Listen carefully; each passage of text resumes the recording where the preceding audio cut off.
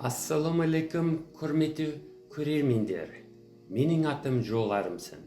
Бүгін сіздермен байлық, тіл және Қазақстандағы жүйелік кедергілер туралы сөйлесеміз. Көптеген басқа да қоғамдар сияқты Қазақстанда байлық пен күрес бөлінесі пирамидаға ұқсайды. Пирамиданың жоғары жағында ең көп қаржы ресурстарын жинақтайтын және ең жоғары табысқа ие адамдар мен ұйымдар орналасқан. Бұл құбылыс тек Қазақстанға тән емес. Бұл үлгіні Америкада және басқа да көптеген елдерде көруге болады. Көптеген адамдар пирамиданың жоғары жағына көтерілгісі келеді. Бірақ жүйелік кедергілер, капиталдың шектеулі болуы, бюрократия және ресурстарға теңсіз қолжетімділік әлеуметтік және экономикалық өсуді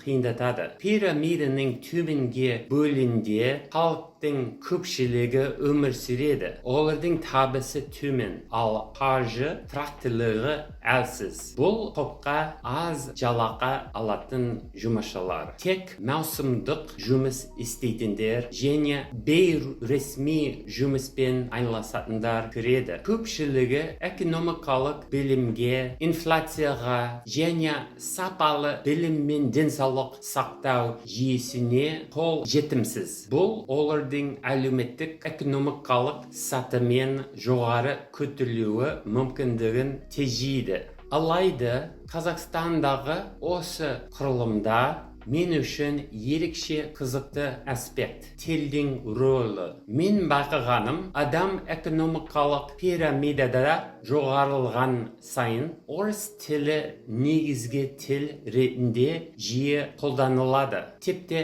этникалық қазақтар арасында да. Ал керісінше пирамиданың төменгі жағындағылар қазақ тілін бірінші тіл ретінде жиі қолданылады, ал орыс тілі екінші тіл ретінде жүреді. Бұл неліктен әлі күнге дейін солай? Қазақстан тәуелсіздік алғанына 34 жыл болды. Бірақ орыс тілі әлі де үкімет пен іскерлік салада басымдыққа ие. Мемлекеттік кездесулер әлі күнге дейін орыс тілінде өтеді. Тіпті барлық қатысушылар этникалық қазақтар болған жағдайда. Бұл тек мәдени артықшылық немесе ыңғайлық мәселесі емес. Бұл терең тамыр жайған белгілі бір жүйені көрсетеді. Шындық мынада. Миллиондаған қазақтар кәсіби қызметтерді қазақ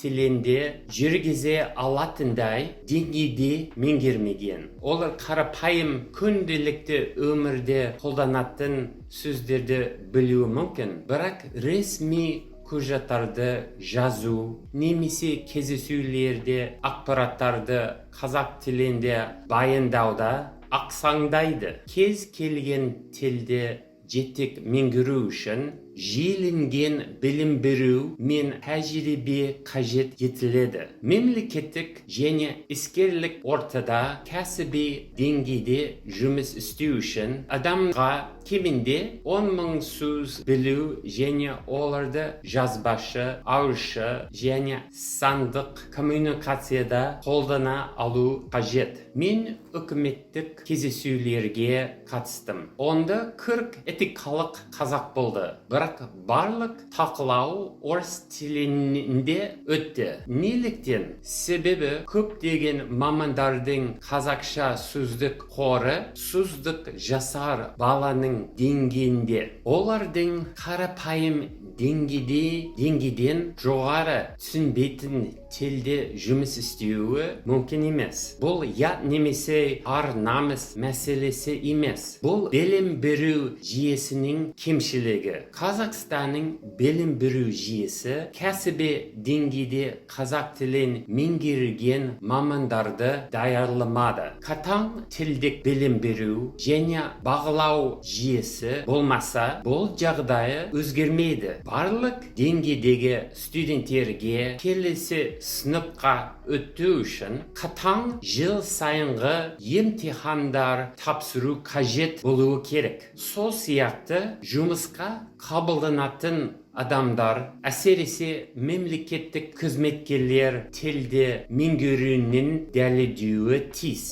Кәсіби деңгейде қазақ тілін үйрететін құрылымдалған жүйелер енгізілмейінше орыс тілі үстемдігін жалғастыра береді. Ең үлкен сұрақ: Қазақстан өз мемлекеттік тілін шын мәнінде маңызды деп санай ма? Әлде ол тек символдық мағынада қала бере ме? Қазіргі уақытта қазақ тілі көбінесе сыртқы безендіру ретінде қабылданады. Мәдени мақтаныш үшін көрсетіледі, бірақ шынайы кәсіби ортада қолданылмайды. Бүгінгі күнде көптеген қазақ ата-аналары балаларын орыс тілінде оқытатын мектептерге жібереді. Неліктен? Олардың орыс тілін меңгергендер ең жоғары жалақы алатын жұмыс орындарына және кәсіби мүмкіндіктерге көбірек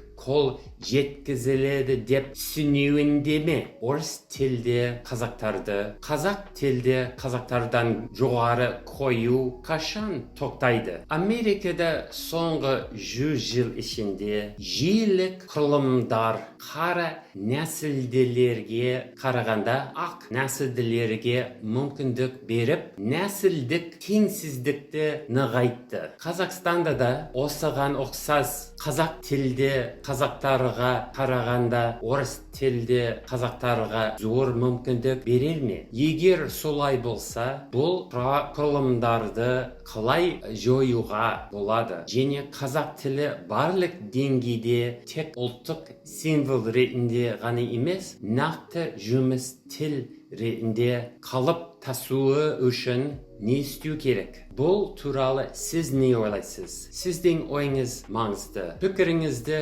төменде бөлесеңіз. Рахмет. Алла жары болсын. Сау болыңыз.